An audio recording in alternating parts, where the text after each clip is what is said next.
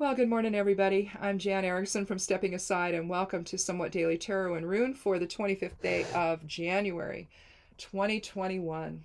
Well, I've done this once and finished almost, and it just stopped, right? It's like, no. So, anyhow, I'm not going to try to just do an ending for it and hook them together, although I figured out how to do that, which is kind of cool. I think I'm going to do that for my grandkids, though. I'm going to do some films and do some little videos, and then I'm gonna upload them to the computer and then put them together. That might be more fun, and then do it on YouTube. Put it there and just keep it private for them. And then my son can or my daughter-in-law can access it and show it to the kids, versus sending them over the phone. It's like, I don't know. Besides, then it helps me with my video skills. So anyway, anyhow, I'm not going to change the reading that I had. I'm just going to go ahead and talk about this one. And if this is your first time here, sometimes that happens. My video screen the program will freeze, and I have to start all over. And sometimes if the reading is if I feel like I want to do another reading, I will. But usually I just keep the same one, especially if I like it. If I don't like it, then I'll go ahead and I'll just do another one. But today the rune is Thurazaz, or Thor's rune. It represents a thorn, or breaking through perceptions and breaking through, well, anything really. It's a weather working one, so you can break through weather with it if you use it in rune magic, but or in witchcraft. But here you have basically you have Isa and you have Kenaz turned inward. Let me see if I can find a pen. I kind of cleaned up my desk area here, and I have no idea what I did with things. Well, here's a pencil, so hopefully you can see it. But here you have Thurazaz. Okay, that's Thurazaz. But if you break it apart and you look at the different runes you can find within it, you're seeing Isa. Well, see, I went too hard with that, and I broke my lead here on my mechanical pencil. But you have Isa, which is the straight line. That's the Norn rune for alignment and for the present moment, the static realm. And then you have Kenaz in reverse, and that's and what Kenaz is the torch. And so when you think the torch, you think the light of spirit. Okay, so you think higher self vision or higher self voice and all of that coming in, and vision. But it's turned inward, isn't it? Inward to your alignment. So when you really talk, I think about Thurazaz, what you're talking about is breaking through your own perceptions, okay? And the breaking through the effect of the ego, breaking through the effect of moving past challenges, obstacles. But how do sometimes those come about? Sometimes it's because of other people, but oftentimes it's because of what we do in terms of our own faulty perception. And remember that expression, faulty perception, because that's going to come into play with one of the cards in the reading. If we can come in alignment and illuminate the higher self within, and move around in life from that perspective versus the perspective of the ego, then you can break through all kinds of challenges, right? And in effect, invoke acquisitio, which is the geomancy rune for the day. And acquisitio is about acquiring or gain. Typically it's talking about finances, but it's not just that. I mean, you can gain in all kinds of ways. You can gain trust. You can, or conversely, you can gain mistrust depending on how you behave yourself in the world. But so it's about. In this case, we'll talk about it from the standpoint of how our perceptions affect what we do, and then what we can gain from it. And so from there, we're going to talk about the Four of Pentacles. We see the king holding fast to his money. He's displaying it on his head. He's got his feet on it. It's mine, mine, mine. With his back to the kingdom. You see the line of demarcation here, separating him from the kingdom. He is in authority over these people, but yet he turns his back to them. Now, whether this is about the collective situation we've been dealing with that is now shifting to a president who will take care of us, assuming he can get Congress to go along with it, because you've got people there again who have the opinion that if you give anything stimulus-wise to the people during a pandemic, that it's going to make them not want to ever work again. These people are so narrow-minded in their perspective. It's amazing to me. You've got so many people now that are on food lines that never thought they would ever experience anything like that in their lives. So I guess food stamps are going to be extended, and so people can have some food for their children. You know, when a pandemic takes out your business, you know, you can argue, well, maybe we have too many small businesses. Maybe we don't really need all of them. Well, that's fine and dandy for you to think that way. But what about the people that are putting people to work in those small businesses? You know, you could have a hair salon where you've got 5 or 6 hairstylists there, you know, plus the owner. So you've got, you know, half a dozen people that are depending upon that business for survival. So they matter. I used to be a small business owner. I know what that is. And I'm just telling you that no matter whether it's a really, really small business where it's only just one person there and they're just making enough really to survive, maybe get a little bit extra income, it still matters. And so we're in this together, and had we been able to actually, you know, had that administration been able to actually tell us the truth instead of lying to us every step of the way, we might have been able to, you know, they might have modeled the behavior we need to see, which is to wear masks, socially distance. The government would have given the businesses the money it took to be safe when they were open, or to remain closed while we got a handle on things. Either way, doesn't matter. You know, if it's a business that has to stay closed for a couple, 2-3 months, well, fine. The government takes care of that and makes sure that nobody misses a paycheck. The rent gets paid. You understand what I'm saying? So that's that. But see, they didn't do that. So that represents kind of the past, you know, in a way. We're still dealing with it because you still have people in Congress that may vote no on any future stimulus. Because after all, you know, we're just going to stay home and live the high life with that $600 check, right?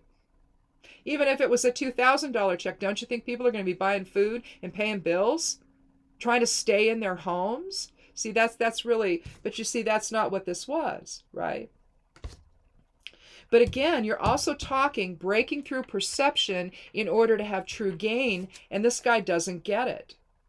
So that's one level of perceptual difficulty, dealing with the earth element, but it's still based on his own perception of his own separation from the rest of the world, which the king is no more separated than, I mean, he's the king, right? If you're talking about this in terms of your own inner authority at home, if you're a parent, maybe you're spending all your time, you know, out at the bar or something, if it's still open, or somewhere, doing whatever you want to do, spending the money on you and not on the family, so the family can't pay the bills, right? That would probably be in normal times. I hope that's not happening now, but it could be, you know, right at the time that you absolutely, the family cannot take that.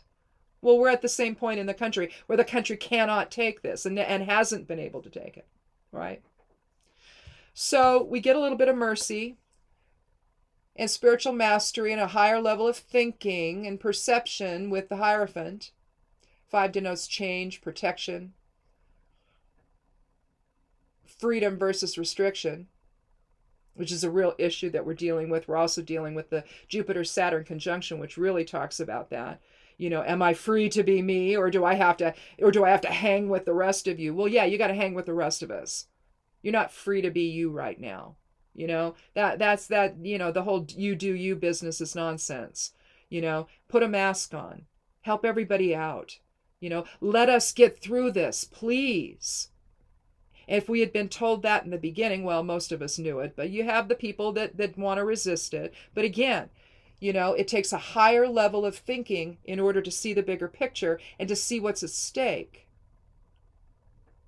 Now, I'm actually not fond of the Hierophant card, but it does talk about the middle path. You see the Hierophant, the Pope, sitting in between the two pillars. And the two pillars is a familiar theme in tarot. Sometimes you see it as two towers, or you might see two mountain peaks, or you might see a mountain that's split and water going up through it, a pathway or a stream or something coming down between the two mountains. You might see it as two rock faces or two trees or something, but there's like usually a pathway that goes through the middle of it. So basically what you're talking about there is the middle path. And so not living at either extreme. Right? Because the four is living on an extreme. You're really into yourself and your own worth and your own value at the expense of other people. And so if that manifests in terms of choosing to not wear a mask when you're out and about around people, well, you just don't see this as important. But the other people, they're just trying to survive. And if you're ill and you don't know it and you're shedding that virus, maybe the symptoms haven't started yet, you're risking everyone else's health. And what right do you have to do that? See? Well, the king seems to think he has every right. No, you don't. So again, the change that needs to happen has to come with taking that middle path and understanding that you're not the only person in the picture that's affected. Being able to stand back from everything and to see things from a higher perspective, from the standpoint of spirit and from the standpoint of spiritual mastery and divine message. To say, oh, no, we can't do this. We actually have to take care of one another now. But basically you see by the monks at the lower level, this is spirit and this is form in many respects. And that's one type of an interpretation you can use here. And so we have spirit trying to educate ego. Knowledge, tradition, structure, all of that.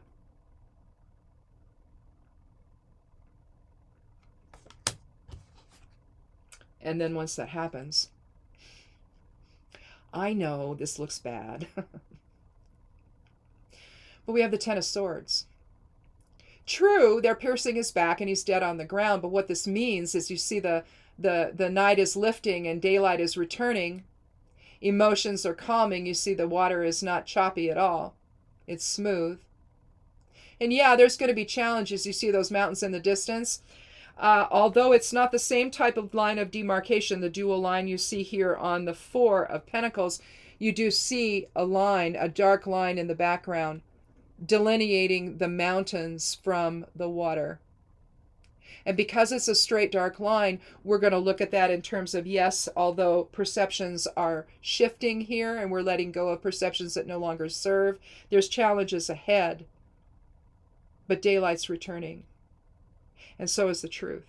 The 10 is about new beginnings. It reduces to 1. It can be endings and completion, but within that is the idea of we're on the precipice of something different. We're at a period of new beginnings, right? And when we can do that, see, we've done that by breaking through faulty perception so that we can return to a position of gain. Now, the other thing that this can represent, acquisitio, is regaining trust between all of us that this has taken away. I mean, think about this in terms of the family, where you have one parent who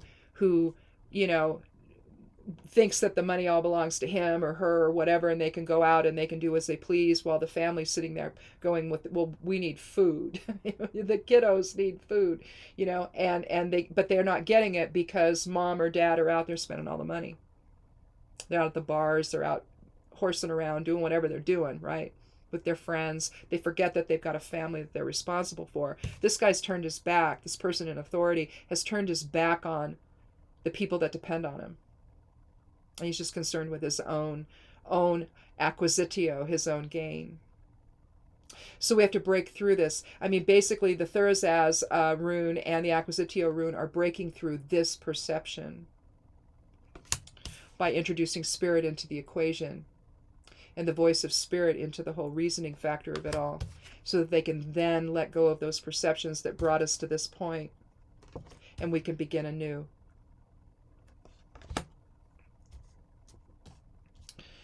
in terms of what we're dealing with collectively, it was the lie after the election that the last guy actually won and that it was stolen from him. No, it wasn't.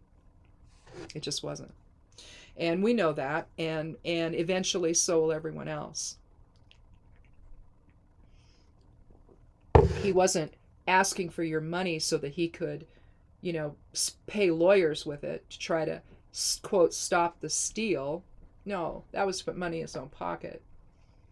It's not that, because you have to look at how that thing was set up. If you look at the fine print when you're doing the donation, you see the structure of it. If it's under a certain amount, 60% went in his pocket. And most donations are small. So most of that, 60% of it went into his pocket. The rest went into the Republican, was it the Republican National Committee's funding account? I'm not sure. So 40% went there, 60% went to him. But the bottom line is that the election wasn't stolen. 81 million people just voted for someone else. That's all that happened. And they've proven it. So for people to continue this lie, it's just there to fundraise off of and to keep everybody stirred up, when we need to now get down to work so that we can quash this virus and get the country back on track, get our individual lives back on track. I'd like to see my grandchildren, but there's not vaccines, right? Enough vaccines. Apparently my husband can get one because he's a veteran, but I can't get one yet because I'm not 65.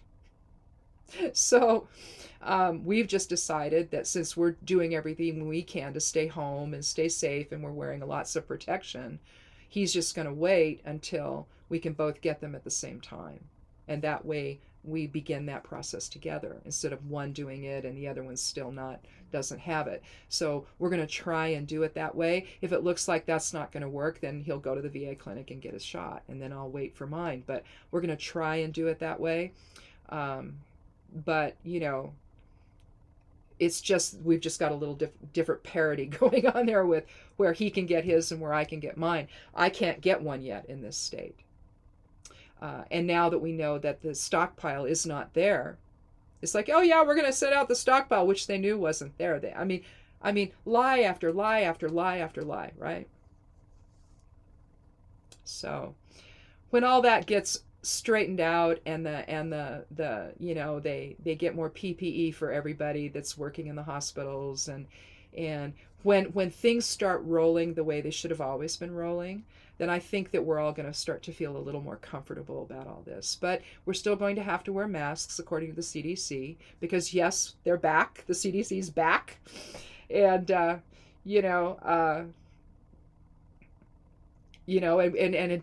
I love it. It's, what is it, the Fauci ouchie? Until we get our Fauci ouchie, we're still, even after we get our Fauci ouchie, we're going to have to still wear masks, because there are variants out there. We don't know. It may just be that we can still be contagious. They're still working that out.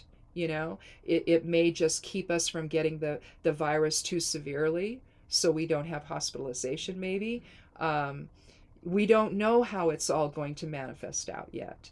But we're going to find out, right? As the vaccines come. But we're not going to, I don't think, what did I read? We're not going to have them until April. I hope that's not true. I hope that we can get them sooner than that. But, the idiots before made some really stupid decisions, and kind of put us in a weird space now. And so I guess, President Biden will do whatever he can to fix that. But there's probably only so much he can do on that regard. He can't magically make vaccines appear. They have to be produced. That takes time, right? So we could have had 100 million more, but oh no. And then, of course, they lie to us and say, yeah, we're shipping them all out, when there's nothing to ship. Aren't you glad to be gone, to be rid of that nonsense? Now we're going to at least get some truth about where we stand, which isn't in a good place. But it's a place to begin, and that's what they're doing. So with any luck, we just it might happen sooner than we think. But At least if we can get all on the same page and understand what the truth of this is, that's going to be difficult because, you got a lot of people that are convinced it's not true. So I don't know. I just think that we have to let go of these perceptions that are keeping us in a position where the risk is high, for getting sick. So I think that's where we are. We have to let go of that perception that seems to favor only our own lives. And realistically, does it even do that? I mean, are you getting sick and spreading it to other people in your family? That's just not okay. And I don't know why anyone ever thought that it would be, but I don't know what motivation these people had for scamming the country the way they did. But again, it created a sense of faulty perception that we need to now let go of and begin anew. Let the light of truth come in. And again, that's what we're talking about when we're talking about Thursaz, where it's the light of spirit impressing itself on your perceptions, okay? Letting it infuse your perceptions with truth. And to let go of the scam and let go of the lies and the perceptions that got created based on that. So that's realistically what we're trying to do. We need to break through all of that in order to then put ourselves in the position of gain again. Okay?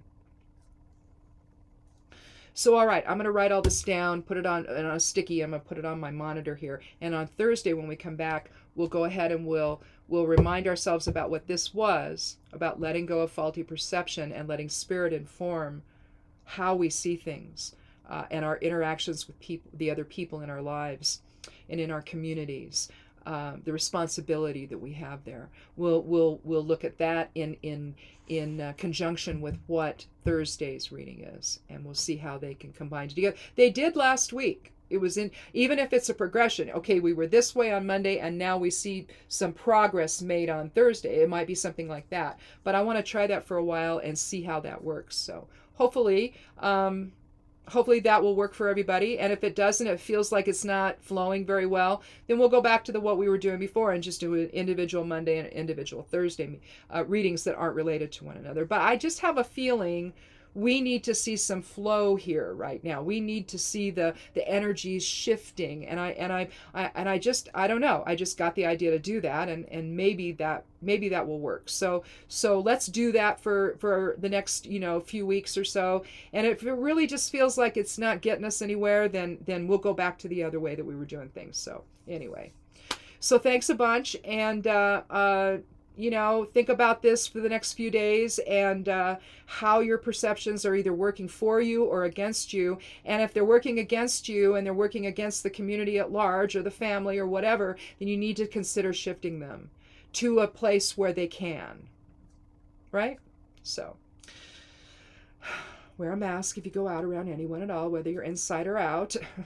Be good to yourself, or be good to yourself, be good to one another, and blessed be.